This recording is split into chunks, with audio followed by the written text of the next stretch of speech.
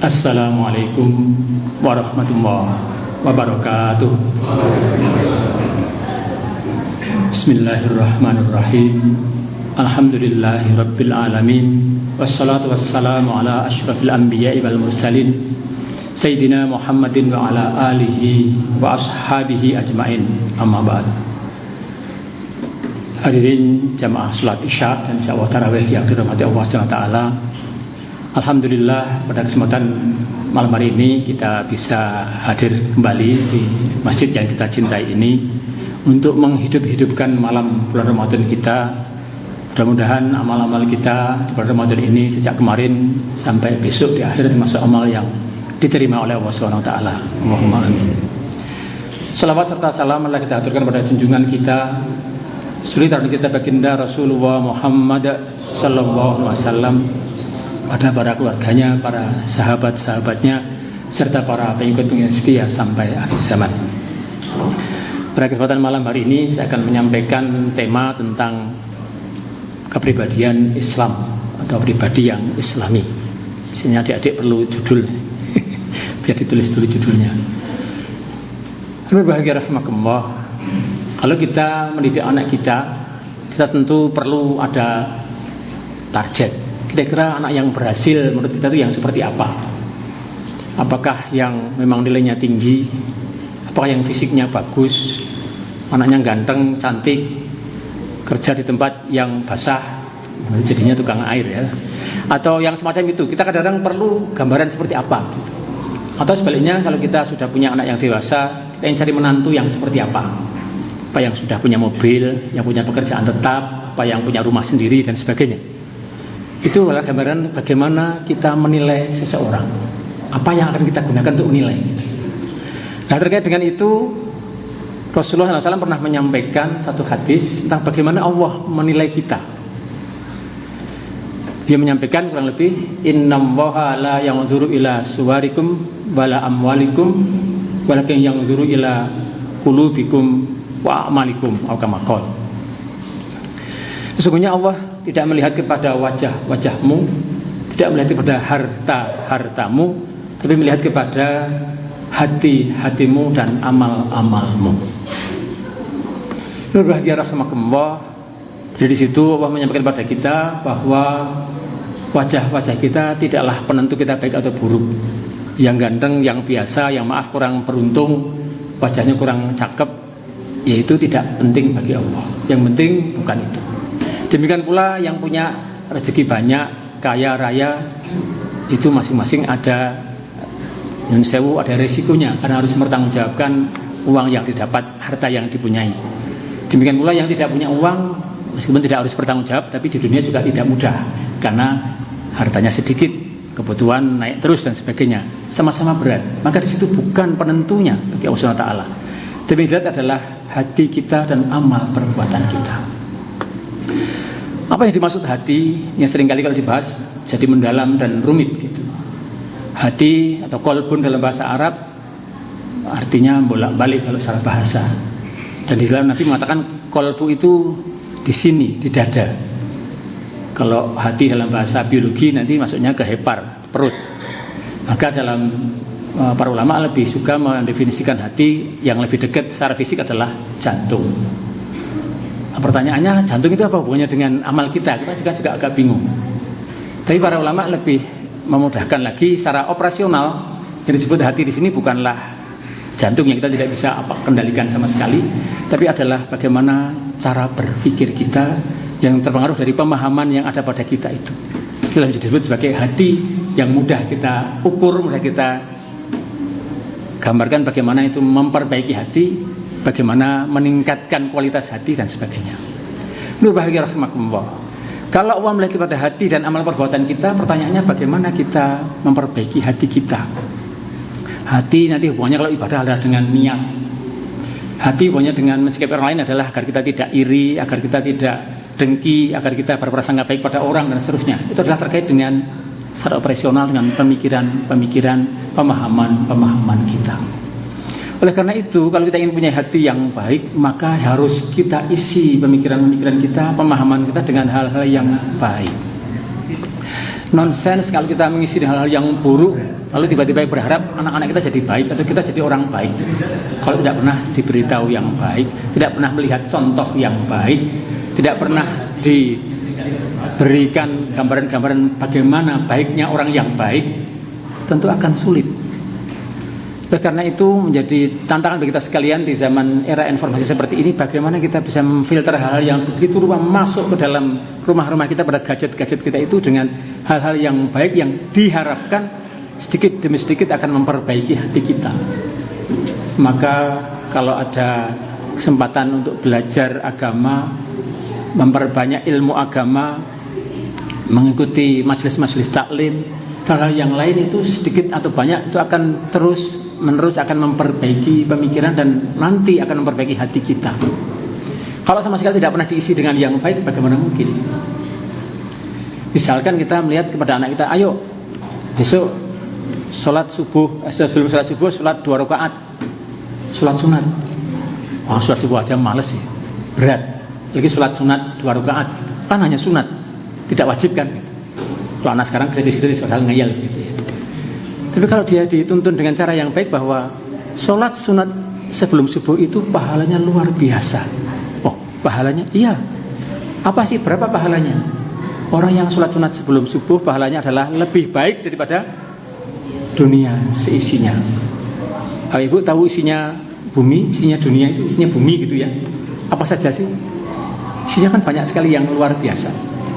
Ada emas, ada minyak, ada macam-macam. Itu kalau dihargakan berapa? Kalau hitung secara kuantitatif, secara uang. Tapi itu semua kecil dibanding dengan pahalanya sholat sunat 2 rakaat. Kalau kita bisa tuntunkan dengan baik, kita contohnya dengan baik, itu akan bisa kemudian bahkan tidak hanya sekedar pemikiran, tapi menjadi amal perbuatan yang baik. Dan banyak hal lagi yang lain yang kalau itu tidak dituntun, tidak diberi contoh, tidak diarahkan seperti itu, tentu sangat sulit.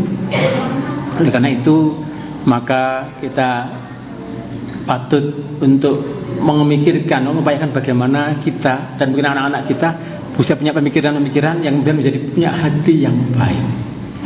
Apa kita menyediakan pada mereka sumber-sumber bacaan yang baik, mencarikan film-film yang baik, atau kita tidak peduli? Mau dicarikan yang baik saja belum tentu mau, apalagi tidak dipedulikan. Padahal itu sedikit atau banyak akan masuk dalam pemikiran mereka dan sedikit banyak nanti akan menjadi dorongan dia untuk beramal.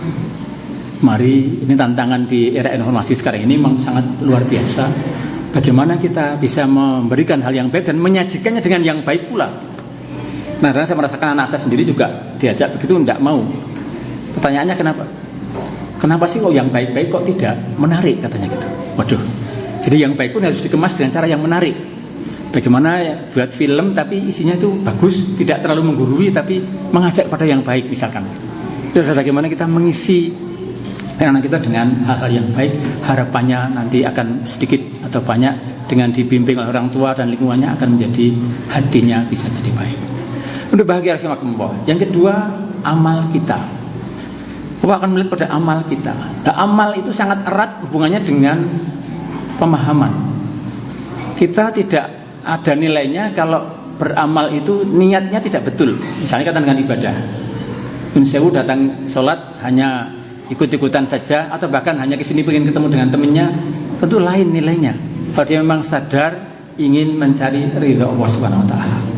Ini tidak hanya anak-anak kita pun, orang tua juga kadang-kadang begitu, yang dewasa juga kadang-kadang niatnya tidak bersih. Padahal dimaksud adalah amal itu tergantung dari niat. Innamal a'malu binniyat. Artinya amaliyah kita juga tergantung dari pemahaman kita. Oleh karena itu tidak bisa dipisahkan sedemikian rupa. Maka bagaimana kita mengisi rohani kita, mengisi hati kita dengan hal yang baik, ada harapan untuk itu bisa kemudian menjadi amal-amal kita. Apakah otomatis begitu? Tidak juga. Islam punya cara yang agak unik. Islam mendorong kita, orang tua, untuk agar mengajak anak-anak kita untuk sholat. Apakah menunggu dia akil balik baru suruh sholat? Tidak. Kita sudah mulai 7 tahun sudah diajak sholat. 10 tahun tidak sholat boleh dipukul, tentu dengan bijaksana. Artinya boleh dihukum, karena itu sudah paham tentang baik dan buruk. Dia sudah harus didisiplinkan hal yang baik. Apakah dia sudah wajib? Kalau dia belum balik sebenarnya belum wajib. Tapi kita tahu bahwa membiasakan sesuatu tidak semudah memahami sesuatu. Oke, paham, tapi dilaksanakan belum tentu. Oleh karena itu Islam punya cara yang unik, yaitu mengajak sejak masih belum dewasa untuk melaksanakan hal yang baik. Meskipun secara hukum tidaklah wajib, tetapi harus diajak. Oleh karena itu dalam Islam, bagaimana kita mengenal yang baik itu tidak hanya sekedar bagaimana diajarkan, tapi harus dibiasakan bareng-bareng. Lalu tidak salah banyak dari para orang tua yang menyekolahkan anaknya tidak ke sekolah biasa tapi ke pesantren. Ada harapan di sana, ada suasana agar dia tidak hanya sekedar diajari terus di rumah terserah orang tua begitu ya. Kadang kita menyekolahkan anak-anak ke tempat-tempat yang bagus, tapi di rumah kita tidak bisa memberi contoh yang baik. Itu kalau tidak hati-hati menjadi orang yang tidak bisa melaksanakan apa yang dia pahami karena tidak ada contoh yang lengkap.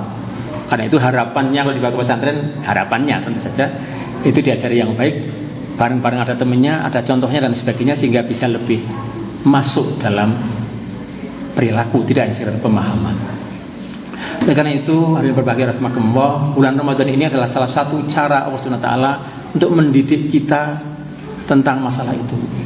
Dalam bulan Ramadan seperti ini kita dimudahkan untuk kembali membuka Al-Quran kita. Syukur-syukur bisa membaca terjemahannya, mengkaji di berbagai forum majelis-majelis taklim yang kemudian tumbuh subur kembali di bulan Ramadan. Kemudian kita diajak bersama-sama. Ini saya kira kunci yang menarik. Kita mengamalkan sesuatu itu kalau sendirian ringan atau berat Bapak Ibu. Saya merasakan dulu misalkan ketika pas sedang ikut pesantren kilat waktu itu di Magelang, kalau Pak Kiai bilang kalau nanti mau sholat malam bangun jam 3 terus mandi, padahal di sana dingin. Tapi karena disuruh dan banyak temennya, oke lah. Itu ternyata betul, kalau tidak mandi mungkin ngantuk lagi di dalam mandi, meskipun sambil tidur dan sebagainya. Tapi setelah pulang ke kos mau sholat malam itu kita mau bangun, temennya baru mau tidur, mau urus ribut. Temennya terganggu kalau kita mau wudu, mau sholat dan sebagainya. Aduh, repot. Jadi kadang-kadang mau berbuat baik itu kadang-kadang temennya pertama kali berat. Nah, Ramadan ini alhamdulillah Allah dibuat oleh Allah untuk kita bersama-sama meningkatkan kualitas, untuk peningkatan hati kita, banyak-banyak majelis taklim dan sebagainya.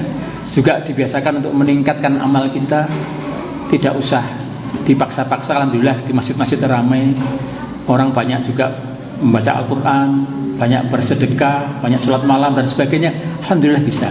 Harapannya tentu bisa kita mengubah, meningkatkan hati kita, meningkatkan amal kita, sehingga nanti setelah Ramadan mudah-mudahan betul-betul ada peningkatan. Setidak-tidaknya peningkatan dibanding sebelum Ramadan. Kalau peningkatan dibanding Ramadan saya kira sulit ya. Ramadan sudah sangat tinggi, kalau tiba-tiba Syawal terus seperti Ramadan lagi gitu. Kira-kira nanti kalau ramai seperti ini enggak kalau Syawal Bapak Ibu? Enggak ya, tapi kalau dibandingkan sebelum Ramadan, mudah-mudahan setelah Ramadan itu bisa ada peningkatan. Karena sebagaimana kita tahu, bulan Syawal artinya adalah bulan peningkatan. Mudah-mudahan dengan niat kita ingin mendapat nilai yang baik dari Rasulullah Ta'ala, karena Allah melihat pada hati kita, pada amal perbuatan kita.